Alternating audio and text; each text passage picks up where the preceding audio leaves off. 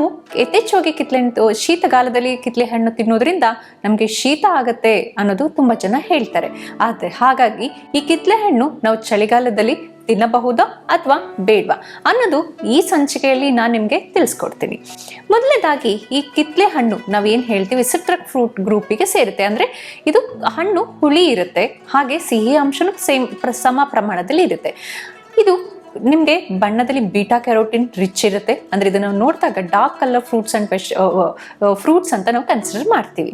ಇದರಲ್ಲಿ ಯಥೇಚ್ಛವಾದ beta carotene ಇರುತ್ತೆ, vitamin C ಯಥೇಚ್ಛವಾಗಿರುತ್ತೆ, soluble fibre ಮತ್ತು ಇನ್ಸಾಲ್ಯುಬಲ್ ಫೈಬರ್ ಅಂತ ಹೇಳ್ತೀವಿ, ಅಂದ್ರೆ ನಾರಿನಾಂಶ, ಹಾಗೆ ಸ್ವಲ್ಪ ಪ್ರಮಾಣದ ಶುಗರ್, ಹಾಗೆ ಕಾರ್ಬೋಹೈಡ್ರೇಟ್ಸ್, ವಿಟಮಿನ್ಸ್ ಹಾಗೆ ಮಿನರಲ್ಸ್ ಕೂಡ ಹೊಂದ್ಕೊಂಡಿರುತ್ತೆ. ಈ ಕಿತ್ಲೆ ಹಣ್ಣು ತಿನ್ನೋದಕ್ಕೆ ಟೇಸ್ಟ್ ಅಷ್ಟೇ ಇರಲ್ಲ, ಆರೋಗ್ಯಕ್ಕೂ ಒಳ್ಳೆಯದು.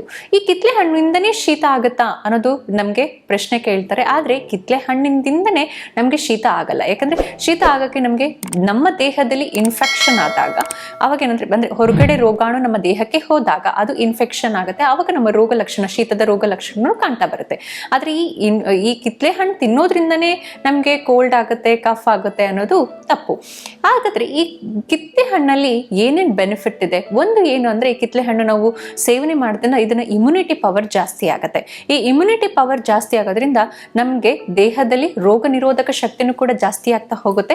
ಹಾಗೆ ಈ ಚಳಿಗಾಲದಲ್ಲಿ ಏನಾಗುತ್ತೆ ಅಂತಂದ್ರೆ, ನಮಗೆ ಚಳಿಗಾಲದಲ್ಲಿ ನಮ್ಮ ದೇಹದಲ್ಲಿ ಸ್ವಲ್ಪ ಕೆಲವೊಂದು ಚೇಂಜಸ್ ಆಗುತ್ತೆ. ಏನೇನಾಗುತ್ತೆ, ಒಂದು ಇಮ್ಯುನಿಟಿ ಪವರ್ ಲೋ ಆಗೋ ಸಾಧ್ಯತೆ ತುಂಬಾ ಇರುತ್ತೆ ಈ ಚಳಿಗಾಲದಲ್ಲಿ. ಬಿಕಾಸ್ ಶೀತದ ವಾತಾವರಣ ಇದ್ದಾಗ ನಿಮಗೆ ಕೋಲ್ಡ್ ಕಫ್ ಆಗೋದು ತುಂಬಾ ಸಾಧ್ಯತೆ ಇರುತ್ತೆ.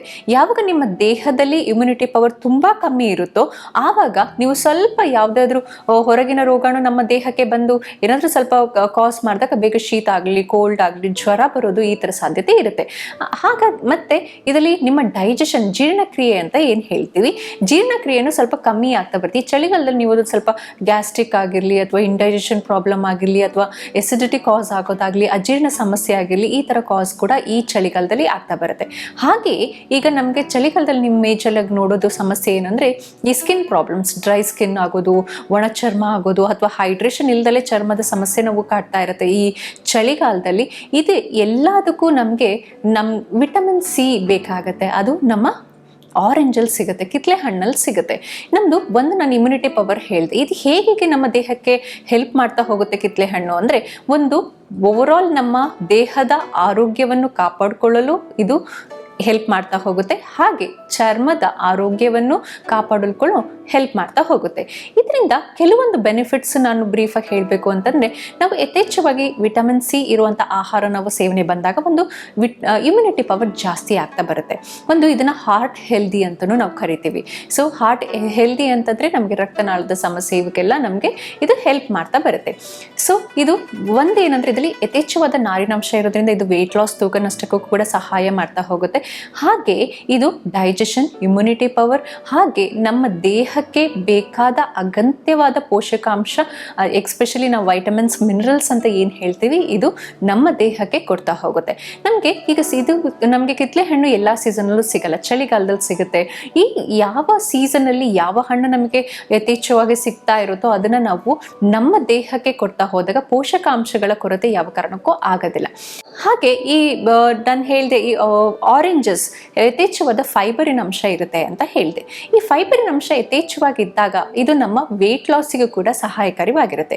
ಹೇಗೆ ಅಂತಂದ್ರೆ, ಇದರಲ್ಲಿ ಸಾಲ್ಯುಬಲ್ ಮತ್ತೆ ಇನ್ಸಾಲ್ಯುಬಲ್ ಫೈಬರ್ಸ್ ಅಂತ ಹೇಳ್ತೀವಿ. ಅಂದ್ರೆ ನೀರಿನಲ್ಲಿ ಕರಗುವ ಫೈಬರ್, ಹಾಗೆ ನೀರಿನಲ್ಲಿ ಕರಗದ ಫೈಬರ್ಸ್ ಅಂತ ಇರುತ್ತೆ. ಯಥೇಚ್ಛವಾಗಿ ಆರೆಂಜ್ ಅಲ್ಲಿ ಸಾಲ್ಯುಬಲ್ ಫೈಬರ್ ಅಂತ ಏನಿರುತ್ತೆ, ಈ ಸಾಲ್ಯುಬಲ್ ಫೈಬರ್ ಪ್ರಾಪರ್ಟಿ ಏನಂದ್ರೆ, ನಾವು ಸೇವಿಸಿದ ನಂತರ ಅಲ್ಲಿ ನಾವು ಏನು ನೀರು ಕುಡಿತೀವೋ ಅದನ್ನ ಉಪಯೋಗಿಸ್ಕೊಂಡು ಅದು ಬಲ್ಕ್ ಫೀಲ್ ಆಗುತ್ತೆ. ಅಂದ್ರೆ ಅಬ್ಸಾರ್ಪ್ಷನ್ ಆಗಿ ಅದು ಬಲ್ಕ್ ಆಗಿ ಫೀಲ್ ಆದಾಗ ನಮಗೆ ಬೇಗ ಹಶು ಆಗಲ್ಲ, ಬೇಗ ಡೈಜೆಷನ್ ಮಾಡಿಸಲ್ಲ. ಇದರಿಂದ ಯಾವಾಗ ನಾವು ಈ ಫುಲ್ನೆಸ್ ಫೀಲ್ ಆಗುತ್ತೋ ಹಶುವು ಜಾಸ್ತಿ ಆಗಲ್ಲ. ಆ ಹಶು ಆಗದೆ ಇರೋ ಕಾರಣ ಏನಾಗುತ್ತೆ, ನಮಗೆ ಕ್ರಮೇಣವಾಗಿ ಊಟದ ಪ್ರಮಾಣ ಕಮ್ಮಿ ಮಾಡ್ತಾ ಬರ್ತೀವಿ. ಇದು ವೇಟ್ ಲಾಸಿಗೂ ಕೂಡ ಸಹಕಾರಿ ಆಗಿರುತ್ತೆ. ಹಾಗೆ ಈ ವಿಟಮಿನ್ ಸಿ ಏನಾಗುತ್ತೆ ಅಂದ್ರೆ, ಆಂಟಿ ಆಕ್ಸಿಡೆಂಟ್ ರಿಚ್ ಫುಡ್ಸ್ ಅಂತಾನೂ ಹೇಳ್ತೀವಿ.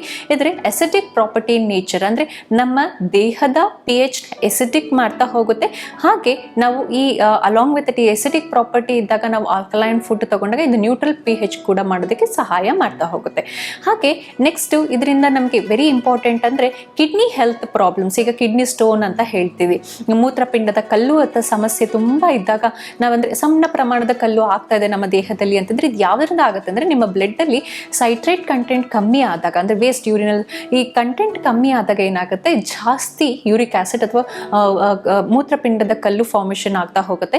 ಯಾವಾಗ ನಾವು ಆರೆಂಜ್ ನ ಸೇವನೆ ಮಾಡ್ತಾ ಹೋಗ್ತೀವಿ ಅವಾಗ ಏನಾಗುತ್ತೆ, ನಿಧಾನವಾಗಿ ಈ ಸಿಟ್ರಿಕ್ ಆಸಿಡ್ ಏನಾಗುತ್ತೆ ಇದನ್ನ ನಿಧಾನವಾಗಿ ವೇಸ್ಟ್ ಪ್ರಾಡಕ್ಟ್ ಸಿಟ್ರೇಟ್ ಆಗಿ ಯೂರಿನಲ್ಲಿ ನಮಗೆ ಇದರ ಪ್ರಮಾಣನ ಅಂದ್ರೆ ವೇಸ್ಟ್ ಪ್ರಮಾಣನ ಕಮ್ಮಿ ಮಾಡ್ತಾ ಬರುತ್ತೆ. ಅದನ್ನು ಯೂರಿಕ್ ಆಸಿಡ್ ಲೆವೆಲ್ಸ್ ಕೂಡ ಕಿಡ್ನಿ ಸ್ಟೋನ್ಸ್ ಪ್ರಮಾಣ ಕೂಡ ಕಮ್ಮಿ ಆಗ್ತಾ ಬರುತ್ತೆ. ಹಾಗೆ ಈಗ ಕಿತ್ಲೆ ಹಣ್ಣು ತಿನ್ನೋದ್ರಿಂದ ತುಂಬಾ ಜನ ಕೋಲ್ಡ್ ಆಗುತ್ತೆ ಅಂತ ಅನ್ಕೊಂಡಿರ್ತಾರೆ. ಇದು ತಪ್ಪು. ಯಾಕೆ ಅಂತಂದ್ರೆ ನಾವು ಈಗ ಒಂದು ಫಸ್ಟೇ ನಾನು ಹೇಳಿದೆ ಕಿತ್ಲೆ ಹಣ್ಣು ಹೇಳ್ಬೇಕಾದ್ರೆ ಹಣ್ಣಿನ ಬಗ್ಗೆ ಇದು ಇಮ್ಯುನಿಟಿನ ಜಾಸ್ತಿ ಮಾಡುತ್ತೆ ಅಂತ ಹೇಳಿದ್ರೆ, ಅಂದ್ರೆ ರೋಗ ನಿರೋಧಕ ಶಕ್ತಿನ ಜಾಸ್ತಿ ಮಾಡಿಸುತ್ತೆ ಅಂತ. ಈಗ ಈ ಕಿತ್ಲೆ ಹಣ್ಣು ಸೇವನೆಯಿಂದ ಇಮ್ಯುನಿಟಿ ಪವರ್ ಜಾಸ್ತಿ ಮಾಡೋದ್ರಿಂದ ನೀವನ್ ನಿಮ್ಮ ಶೀತ ಆಗದೆ ಇರೋ ಹಾಗೆ ತಡೆಗಟ್ಟುತ್ತೆ. ಹಾಗಾಗಿ ಈಗ ನಾವು ಕಿತ್ಲೆ ಹಣ್ಣು ತಿನ್ನೋದ್ರಿಂದ ನಾವು ಶೀತ ಆಗದೆ ಇರೋ ಥರನೂ ನೋಡ್ಕೋಬಹುದು. ಆದರೆ ಈಗ ನಾವು ಕಿತ್ಲೆ ಹಣ್ಣು ತಿನ್ನಬೇಕು ಅಂತ ಹೇಳಿದಾಗ ಎಲ್ಲರೂ ಏನು ಮಾಡ್ತಾರೆ, ಜ್ಯೂಸ್ ಕುಡಿದ್ರೆ ಒಳ್ಳೇದು ಅಂತ ಜ್ಯೂಸ್ ಕುಡಿತಾ ಇರ್ತೀವಿ, ಅಥವಾ ಐಸ್ ಹಾಕಿ ಕುಡಿತೀವಿ, ಅಥವಾ ನಾವು ಫ್ರೀಸರ್ ಇಟ್ಟು ಹಣ್ಣನ್ನು ತಿಂತೀವಿ, ಅಥವಾ ಫ್ರಿಜ್ಜಲ್ಲಿ ಇಟ್ಟು ಹಣ್ಣನ್ನು ತಿಂತಾ ಇರ್ತೀವಿ. ಸೊ ಕೆಲವೊಂದ್ಸತಿ ಏನಾಗುತ್ತೆ ಅಂತಂದರೆ ನಾವು ಯಾವಾಗ ಯಥೇಚ್ಛ ಶೀತಲೀಕರಣ ಮಾಡ್ತೀವಿ ಅಥವಾ ಫ್ರಿಜ್ಜಲ್ಲಿ ಇಡ್ತೀವಿ, ಏನಾಗುತ್ತೆ ಅದು ಕೋಲ್ಡ್ ಟೆಂಪ್ರೇಚರ್ ನಾವು ಸಡನ್ ಆಗಿ ತಿಂದು ತಗೊಂಡಾಗ ಅವಾಗ ಏನಾಗುತ್ತೆ, ಈ ಫ್ರಿಜ್ಜಿಂದ ಡೈರೆಕ್ಟಾಗಿ ನಾವು ತಗೊಂಡ ಕೆಲವೊಬ್ಬರಿಗೆ ಅದು ಕೋಲ್ಡ್ ಫಾರ್ಮೇಷನ್ ಆಗುತ್ತೆ. ಆದ್ರೆ ಹಣ್ಣಿಂದ ಆಗಿರಲ್ಲ. ನಿಮ್ಮ ತಾಪಮಾನ ಏನು ಕಾಯ್ದಿರಿಸ್ಕೊಂಡಿರ್ತಾರೆ, ಅದು ನಿಮಗೆ ರೂಮ್ ಟೆಂಪರೇಚರ್ ಆಗಿರ್ಬೋದು ಅಥವಾ ಶೀತಲೀಕರಿಸಿದ ಹಣ್ಣುಗಳಾಗಿರಬಹುದು, ಅಂತ ಶೀತಲೀಕರಿಸಿದ ಹಣ್ಣುಗಳನ್ನ ಸೇವನೆ ಮಾಡೋದು ಬೇಡ. ಈಗ ನೀವು ಆರೆಂಜ್ನ ತಗೊಳ್ತಾ ಇದ್ರೆ ಜ್ಯೂಸ್ ರೀತಿಯ ಸೇವನೆ ಮಾಡೋದು ಬೇಡ. ಯಾಕೆ ಅಂತಂದ್ರೆ ನೀವು ಯಾವಾಗಲೇ ಆಗಲಿ ಜ್ಯೂಸ್ ಮಾಡಿದಾಗ ಏನಾಗುತ್ತೆ, ನೀವು ಜ್ಯೂಸ್ ಮಾಡ್ತೀವಿ, ಅದಕ್ಕೆ ಸಕ್ಕರೆ ಹಾಕ್ತೀವಿ, ಐಸ್ ಕ್ಯೂಬ್ಸ್ ಹಾಕ್ತೀವಿ, ಅದು ಆ ಥರ ನಾವು ಸೇವನೆ ಮಾಡಿದಾಗ ಯಾವುದೇ ಒಂದು ಟೆಂಪರೇಚರ್ ಎಬೋದಿಂದ ನಮ್ಮ ರೂಮ್ ಟೆಂಪರೇಚರ್ಗಿಂತ ಜಾಸ್ತಿ ಇತ್ತು ಅಂದರೆ ನಮ್ಮ ದೇಹಕ್ಕೆ ಅದು ಎಫೆಕ್ಟ್ ಮಾಡ್ತಾ ಹೋಗುತ್ತೆ. ನಮ್ಮ ಹೊಟ್ಟೆಗೆ ಹೋದಾಗ ಅದು ಎಫೆಕ್ಟ್ ಮಾಡೋದಕ್ಕೆ ಸ್ಟಾರ್ಟ್ ಆಗುತ್ತೆ. ನಾವು ಯಾವುದೇ ಒಂದು ಆಹಾರನ ಸೇವನೆ ಮಾಡಬೇಕಂದ್ರೂ ರೂಮ್ ಟೆಂಪರೇಚರಲ್ಲಿ ಏನಿರುತ್ತೆ ಆ ಥರ ಸೇವನೆ ಮಾಡೋದು ಉತ್ತಮವಾಗಿರುತ್ತೆ. ಹಾಗಾಗಿ ನೀವು ಹಣ್ಣನ್ನ ಇಡೀ ಹಣ್ಣು ತಿನ್ನೋದು ಒಳ್ಳೆಯದು, ಹಣ್ಣಿನ ಜ್ಯೂಸ್ ತಗೊಳೋದು ಬೇಡ. ಈಗ ಕಿತ್ಲೆ ಹಣ್ಣನ್ನ ಕೆಲವೊಬ್ರು ಡ್ರೈ ಮಾಡ್ಕೊಂಡು ತಿಂತಾರೆ. ನಿಮಗೆ ಯಾವ ಥರ ಸಾಧ್ಯ ಇರುತ್ತೋ ಆ ಥರ ತಗೋಬಹುದು. ಆದರೆ ಒಂದು ಕಿತ್ಲೆ ಹಣ್ಣು ತಿನ್ನೋದ್ರಿಂದನೇ ನನಗೆ ಶೀತ ಆಗುತ್ತೆ ಅಥವಾ ಶೀತದ ಲಕ್ಷಣಗಳು ಬರುತ್ತೆ ಅನ್ನೋದು ತಪ್ಪಾಗಿದೆ. ಹಾಗಾಗಿ ಈಗ ಸೀಸನಲ್ ಫ್ರೂಟ್ ಕಿತ್ಲೆ ಹಣ್ಣು ಇರೋದ್ರಿಂದ ಈ ವಿಂಟರ್ಸಲ್ಲಿ ಯಥೇಚ್ಛವಾಗಿ ಆರೋಗ್ಯಕರವಾದ ಕಿತ್ಲೆ ಹಣ್ಣು ಕೂಡ ನಿಮಗೆ ಸಿಗ್ತಾ ಇದೆ, ಸೇವಿಸಬಹುದು. ಆದರೆ ನೀವು ಹಣ್ಣುಗಳಲ್ಲಿ ನೀವು ಖರೀದಿಗೆ ಹೋದಾಗ ಹೈಬ್ರಿಡ್ ವೆರೈಟೀಸ್ ಆದಷ್ಟು ಜಾಸ್ತಿ ತಗೊಳೋದು ಬೇಡ. ಯಾಕಂದರೆ ಅದರಲ್ಲಿ ಸಕ್ಕರೆ ಪ್ರಮಾಣ ತುಂಬ ಜಾಸ್ತಿ ಇರುತ್ತೆ. ಯಾವಾಗಲೂ ಗಾತ್ರದಲ್ಲಿ ಸಣ್ಣದಿರೋ ಕಿತ್ಲೆ ಹಣ್ಣು, ಮೂಸಂಬೆ, ಈ ಸಿಟ್ರಿಕ್ ಫ್ರೂಟ್ಸ್ನ ನೀವು ಸೇವನೆ ಮಾಡೋದ್ರಿಂದ ವಿಟಮಿನ್ ಸಿ ಹಾಗೆ ಇದು ನಿಮ್ಮ ದೇಹಕ್ಕೆ ವೈಟಮಿನ್ಸ್ ಮತ್ತು ಮಿನರಲ್ಸ್ ಕೂಡ ಪ್ರೊವೈಡ್ ಮಾಡುತ್ತೆ. ದೇಹಕ್ಕೆ ಪೋಷಕಾಂಶಗಳನ್ನ ಪ್ರೊವೈಡ್ ಮಾಡೋದ್ರಿಂದ ಇದು ಹೆಲ್ದಿನೇ ಆಗಿದೆ. ವೀಕ್ಷಕರೇ, ಇಲ್ಲಿ ತನಕ ಕಿತ್ಲೆ ಹಣ್ಣು ಒಳ್ಳೆಯದು ಅಥವಾ ಕೆಟ್ಟದು, ಅದನ್ನ ತಗೋಬಹುದು ಅಥವಾ ಇಲ್ಲೋ ಅನ್ನೋದನ್ನ ಈ ಸಂಚಿಕೆಯಲ್ಲಿ ನಾನು ನಿಮಗೆ ತಿಳಿಸ್ಕೊಟ್ಟಿದ್ದೀನಿ. ಇದೇ ತರ ಮುಂದಿನ ಸಂಚಿಕೆಯಲ್ಲಿ ಮತ್ತೊಂದು ಫ್ಯಾಕ್ಟ್ ಬಗ್ಗೆ ಮಾತಾಡ್ತೀನಿ. ಅಲ್ಲಿ ತನಕ ನೋಡ್ತಾ ಇರಿ ಆಯುಷ್ ಟಿವಿ. ನಮಸ್ಕಾರ.